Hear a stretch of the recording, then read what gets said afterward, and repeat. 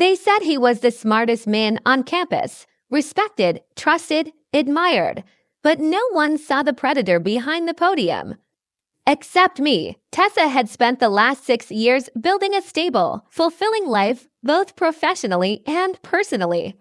She was a high school English teacher in a progressive charter school, admired for her compassion and classroom energy. Her fiancé, Noah Whitmore, was a university literature professor.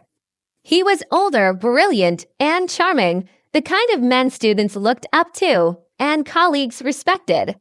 Together, they were the academic power couple, invited to panel talks.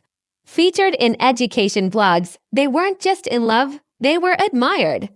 But admiration is a dangerous blindfold. It started small. Tessa noticed how Noah became overly protective of his phone. He started teaching more late-night special lectures. He began attending weekend workshops she hadn't heard about and never invited her to. One night, while doing laundry, she found a handwritten note in his jacket pocket. "Can't stop thinking about last Thursday. You taste like rebellion."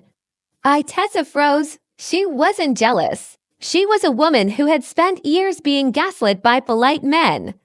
And now, she was about to learn the truth. Tessa didn't confront Noah right away. Instead, she waited. She borrowed his laptop under the excuse of printing lesson plans. She found a folder hidden inside a buried zip file. It was filled with selfies of him and a girl, young, blonde, wearing a university lanyard, sometimes in a lecture hall, sometimes in a hotel. One photo was timestamped only 2 days after their engagement party.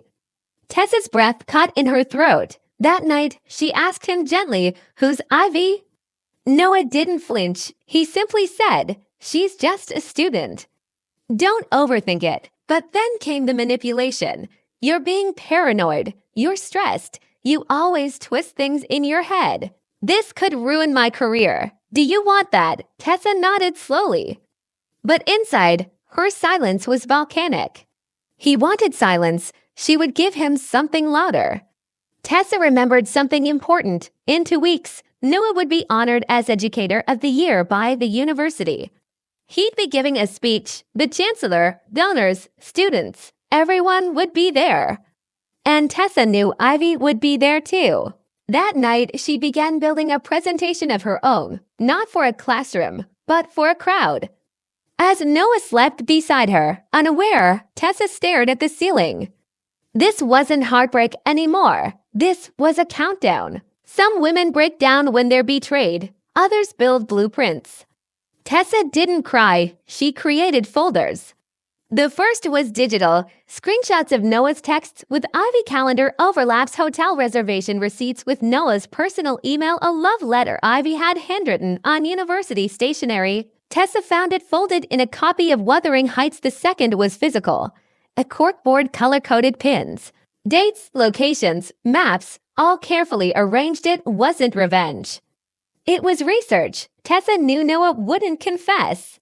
But Ivy, she was young, naive, emotional. Tessa messaged her from a burner Instagram account. "He told you I didn't matter, right?" "He told me you didn't exist." Within an hour, Ivy responded, "Wait." "He said you were just his roommate." Hooked. They met 2 nights later in a downtown coffee shop. No yelling, no drama, just truth. Ivy sobbed as she told everything. How she thought he was single, how he mentored her, how he promised to leave Tessa. Tessa nodded, recording every word. The university's Educator of the Year ceremony was being held at the campus auditorium. Tessa had once volunteered there. She still had access to the AV system. She sent a polite email to the AV staff, pretending to confirm Noah's custom video presentation. She used a fake Gmail address and a USB file named Professor Whitmore Career Highlights. MP4. But inside that file, a perfectly edited 2-minute video, screenshots, audio clips, a confession montage, a final slide that read, "He educated more than just minds." The day before the event, Noah bought her flowers. He said, "You've been quiet lately." She smiled. "I'm just proud of you." He kissed her forehead. She stared past him. Tessa ironed a navy blue dress the night before the ceremony, professional, sharp, and assuming. She packed a small USB drive in her purse.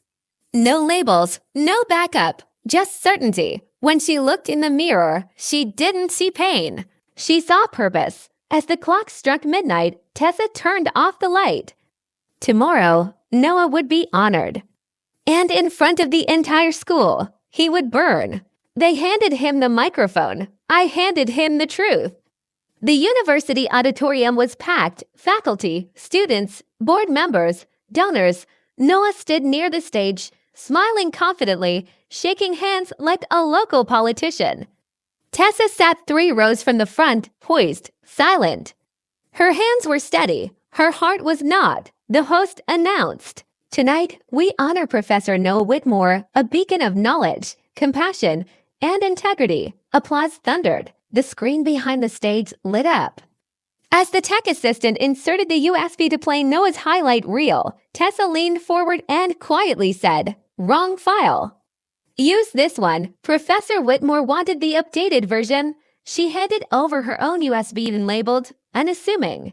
The assistant nodded. The room darkened. The video began. The screen showed Noah smiling in lecture halls. Then, a series of screenshots, texts. "You looked so hot in my office today. Can't wait for next week." Photos. Ivy with him together. Voice clip. Ivy crying. "I thought he loved me." He said his fiancée was just a roommate. Gasps echoed through the room. Noah stood frozen. His face collapsed in horror. The final screen faded in with slow text. "Is this your educator of the year?" Silence, then whispers, then outrage. Ivy, sitting in the back, stood up and left in tears. Board members looked at each other, stone-faced.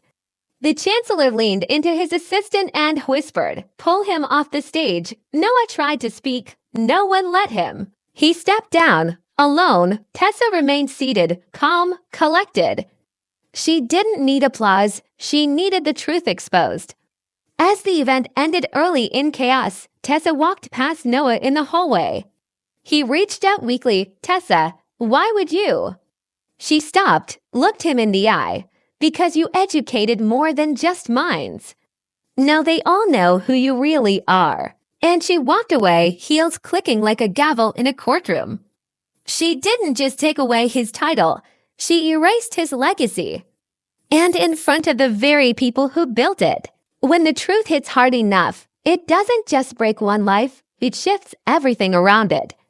Within 24 hours, the university issued a public statement. Professor Noah Whitmore is no longer affiliated with this institution. The video had gone viral, recorded by students, shared on TikTok, tweeted by alumni. #NoMoreNoah trended by morning. Donors pulled funding. The university's board launched a formal ethics review. Noah's name, once printed in brochures, was scrubbed from the website. Tessa met Ivy one last time. They sat across from each other in the same cafe. Ivy, now quiet and humbled, said, "I'm sorry." "I didn't know." Tessa nodded. "You weren't the one in power."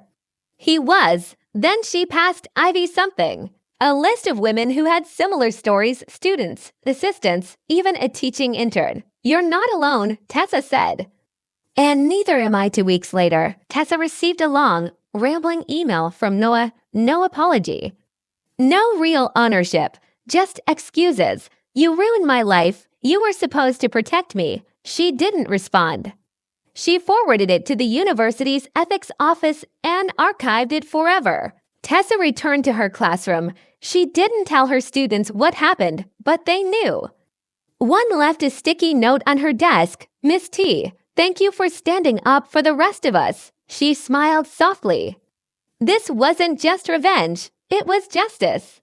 A month later, Tessa received an unexpected letter. The Women in Academia Alliance invited her to speak on ethics, power imbalance, and quiet retaliation.